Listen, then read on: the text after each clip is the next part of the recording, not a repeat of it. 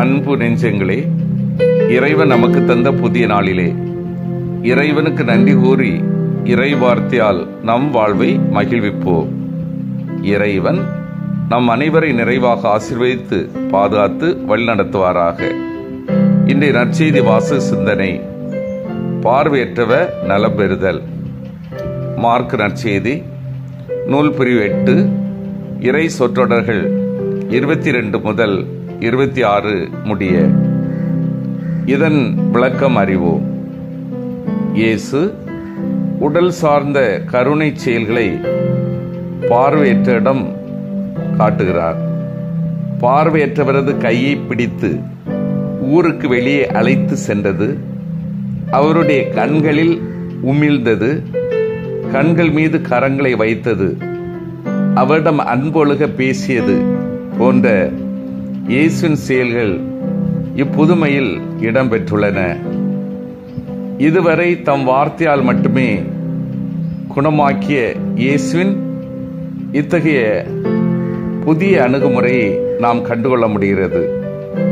இயேசு எவ்வாறு தம் சீடர்களை அழைத்து தனிமையில் விளக்கங்கள் தந்து பல்வேறு போதனைகள் வழியாகவும் செயல்கள் வழியாகவும் அவர்களின் கேள்வியையும் பார்வையும் சரிப்படுத்த பல முயற்சிகள் மேற்கொண்டாரோ, அதே பாணியில்தான் பார்வையற்றவரை சரிப்படுத்துகின்றார் என நாம் புரிந்து கொள்ளலாம்.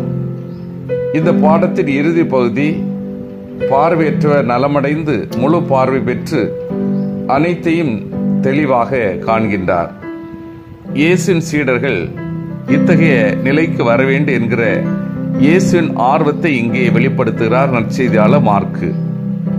நலமான பார்வை பெற்றவர் ஊருக்குள் கூட நுழைய வேண்டாம் என்கிற இயேசுவின் கட்டளை நற்செய்தியாளர் மிகைப்படுத்தியுள்ள அவருடைய மெசியா ரகசியத்தின் விளைவே.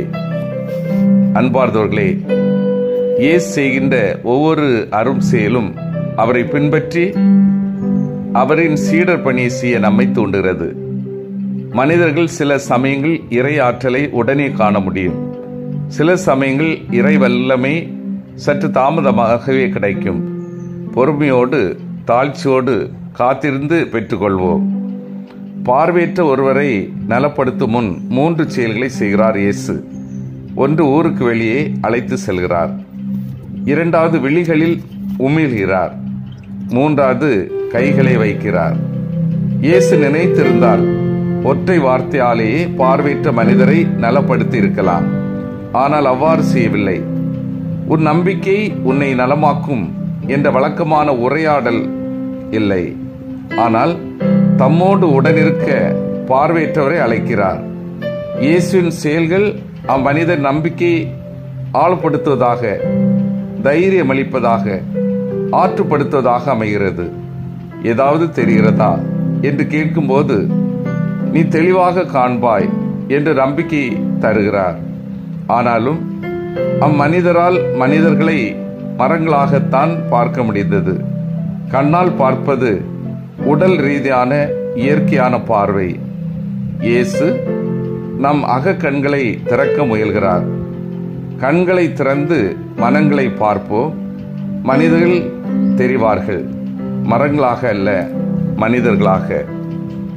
சிந்தித்து தியானித்து செயல்படுவோம். நான் புது பார்வை பெற்றவராக திகழ்கின்றேனா? இயேசு பார்வையற்றவரிடம் கருணையாக செயல்பட்டது போன்று நான் கருணையோடு ஏழை எளியவர்களின் முன்னேற்றத்திற்காக பணி செய்கின்றேனா? இறைவனது அரும்பெரும் செயலை ஒவ்வொரு நாளும் நான் கண்டுகொண்டு அவரது சீடத்துவ பணியை உள்ளன்போடு செய்கின்றேனா? மன்றாடுவோம். வல்லமை மிக்க இறைவா, நாங்கள் அனைவரும் ஒவ்வொரு நாளும் உமது வல்லச் செயலை கண்டு அனுபவித்து நற்செய்தியின் பணியாளராக சான்று பகர வரம் தாரும். ஆமீன்.